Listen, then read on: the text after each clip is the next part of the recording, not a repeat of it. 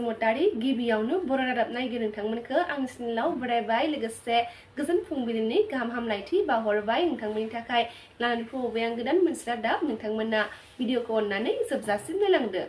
दिनै 2026 मायथाइनि 25 जुलाइ दिनैनि माखासे गोनां खौरांफ्रानो जादों। सेथि रादाबाव दङ आसामाव दैबानानि जाउनाव थैनाय अनजिमाया दासिमाव 50 जाबाय होनना खौरां मोन्दों आरो 9 सुबुङा दासिमबो गोमानानै दङ होनना खौरां मोननाय जादों। शिबसागराव 21 सुबुंनि जिउ खहा, सराइदेआव 10 सुबुंनि जिउ खहा, गलाघाटआव 2 सुबुंनि जिउ खहा आरो जरहाटआव 8 सुबुंनि जिउ खहा जानांदों दैबानाजों।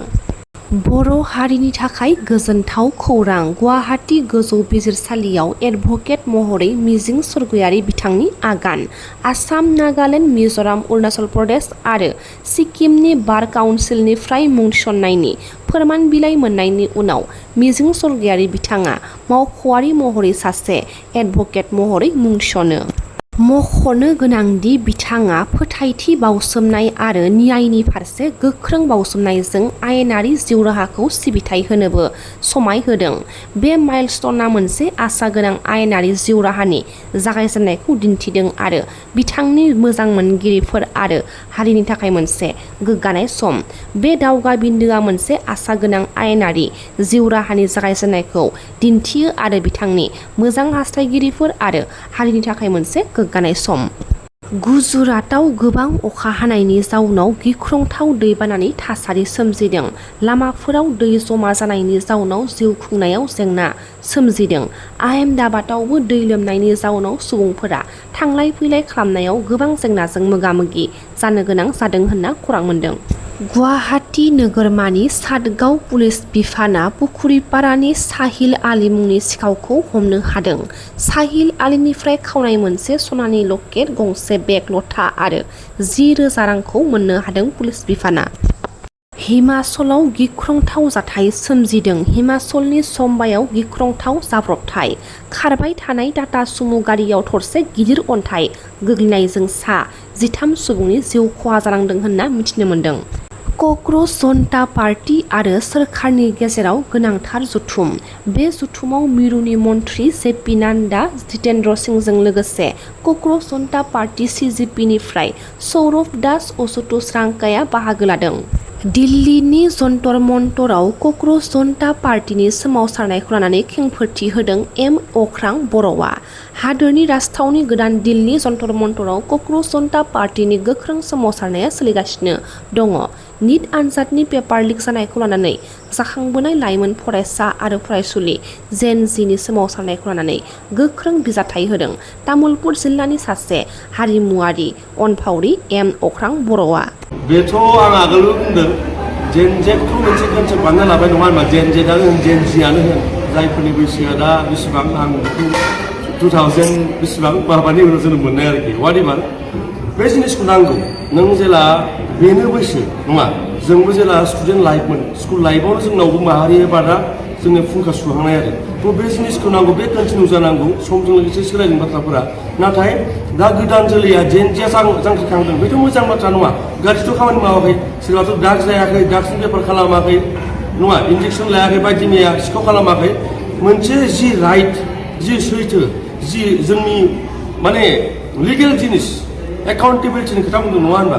सोरबा सासे जुदि एजुकेशन मिनिस्टारा पेपार लिक जादों बिनि थाखाय रेसपन्सिबल बिथाङा नंगौ। बिथाङा जुदि रेसपन्सिबिलिटि एक्सेप्ट खालामाखै थ' बिनि फिलिंखौ एक्सेप्ट खालामाखै थ' जेन जिया बिनि थाखाय आवाज दिखांदों बेथ' मोजां बाथ्रा, बेखौ बयबो सापर्ट खालामनांगौ।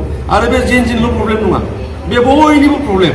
बे जेन जिफोरानो 10 बोसोर उनाव पेरेन्टस जागोन नङा होनबा। जों गावनि पेरेन्टस जागोन, जोंनि गथ'फोराबो बेखौ बुजिगोन। बे बयनिबो प्रब्लेम।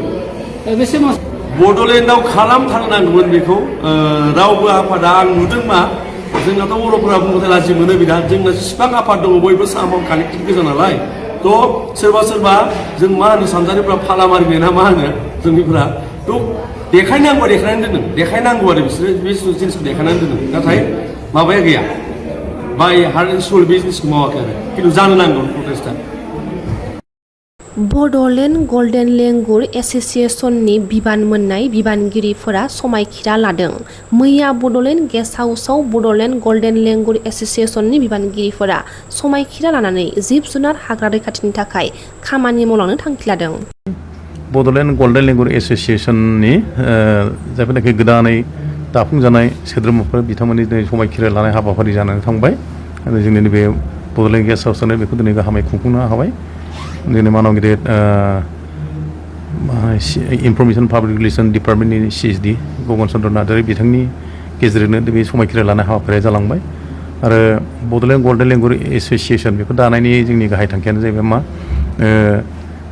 मिथिंगाखौ रैखा खालामनाय जिब जुनारफोरखौ रैखा खालामलांनाय बेबायदि आरोखि जे मोनसे समावहाय जोंनियाव बड'लेण्डखौ आं लाग्रोबाय बड'लेण्डआव ओरैबायदि जोंनाव हाग्रानि जिख्लुबथाया जोबोर रोजामोन गोबांथार पार्सेन्टआ जोंनाव दङमोन नाथाय जोबोद खाफाल हावरियायै गोबांथार हाग्रा बाहागोआ दिनै जोबस्रांलांनो हमबाय सिलिंखार जालांबाय दा बे सिलिंखार जानायखौ जों बोरैबा होबथानायनि बिबान जों लालांदेरनो हायो नामा माबा मोनसे जों खामानि मावलांनो हायो नामा बेबायदि साननानै जोङो दा मावनो ओंखारदों आरो मा हाग्राया प्रटेक्ट जायाबा जिब जुनाराबो प्रटेक्ट जाया बेनिखायनो जोङो हाग्राखौ बोरै संरैखा खालामनो हायो जों बिजनेसखौ जोङो नाजाबाय थानो नागिरदों जोङो 6 जुलाइनिफ्राय आरम्भ जादों दिनै जोबथा दिन 6 जुलाइनिफ्राय 11 जुलाइसिम जोंना फरेस्टार 1नि रिक्रुटमेन्टमोन ओमफ्राय 13 जुलाइनिफ्राय दिनैसिमा बे फरेस्ट गार्डनि फिजिकेल टेस्ट रिक्रुटमेन्ट दा 6 तारिखनिफ्राय दिनैसिमाव जोंहा गासिबो रिक्रुटमेन्टआ मोजां जाना थांदों जोंनि टटेल पस्टआ जाहैबाय 157 फरेस्टार 147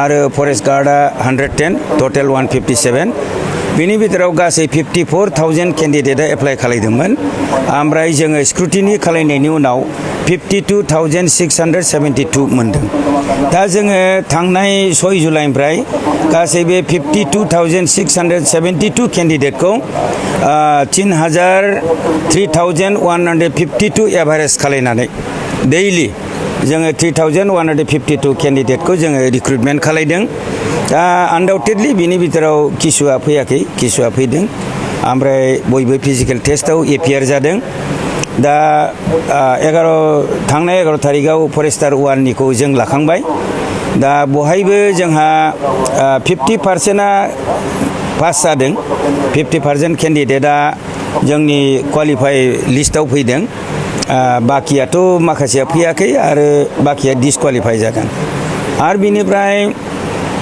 थांनाय 13 जुलाइनिफ्राय नै दिनैसिम जोंहा फरेस्ट गार्डनि थाखाय फिजिकेल टेस्ट जोङो परीक्षा लादों दा बहायबो जोंना एभारेजआ बे 3,152खौनो जों लानाय जादों बिनि भितराव धरक माखासे केन्डिडेटआ फैया ओमफ्राय जिखिनि फैदों एभारेजआव बेबो बिदिनो एराउन्ड 1,500 अर्थात 1,500 बा 1,700 बे रोखोम क्वालिफाइ जादों आरो जों बेखौ लादों आरो दिनैसिमाव मथा मथि टटेल जोङो एराउन्ड 23,000 क्वालिफाइ जाबाय होननानै जोङो आसा खालामदों खारन मैयासिमथ' 22,000 क्वालिफाइ जादों दिनै निस्सय 1,000सो हयथ' जाबावगोन गासै लोगो नांनानै 23,000 केन्डिडेटआ क्वालिफाइ जागोन होननानै जों आसा खालामदों बे मोनसे एप्रक्स फिगार आरो एसे खमबा एसे बाराबो जानो हागौ दा नैबे दिनै फरेस्ट गार्डनि फिजिकेल फिटनेस टेस्टआ जाखांनायनि उनाव जोङो उइदिन ए उइक जोङो रिजाल्टखौ होगोन जोंनि बे फिजिकेल फिटनेस टेस्टआव बेसेबां हाजार क्वालिफाइ जाखो बेखौ रिजाल्ट होगोन बिनि उनाव जायफोर फिजिकेल टेस्टआव क्वालिफाइ जागोन बिसोरखौ जोङो उइदिन ए भेरि सर्ट टाइम जों रिटेन टेस्ट लाबावगोन रिटेन टेस्टआ जोंना गासिबो BTCआव जागोन मोनबा डिस्ट्रिक्टआव जेरै क'क्राझार चिरां बाक्सा तामुलपुर उदालगुरि बे मोनबा डिस्ट्रिक्टआवनो जागोन ओमफ्राय रिटेन लाखांनानै जोङो जेसे थाब हायो रिटेननि रिजाल्टखौबो होगोन ओमफ्राय रिटेनाव जोङो 1:3 केन्डिडेट लाबोगोन अर्थात मोनसे पस्टनि एगेन्स्टै साथाम केन्डिडेट सेलेक्ट जागोन बेखौ जों अरेल लागोन आल्टिमेटलि अरेलनि उनाव 157 केन्डिडेटखौ जों सिलेक्ट खालामनानै एपइन्टमेन्ट होगोन आरो जोंना एइमआ बेनो जोङो जेनुइन भाबै जों एपइन्टमेन्टखौ होनांगौ जायफोर इलिजिबिलिटि जागोन बा मेरिट लिस्टआव फैगोन खुनु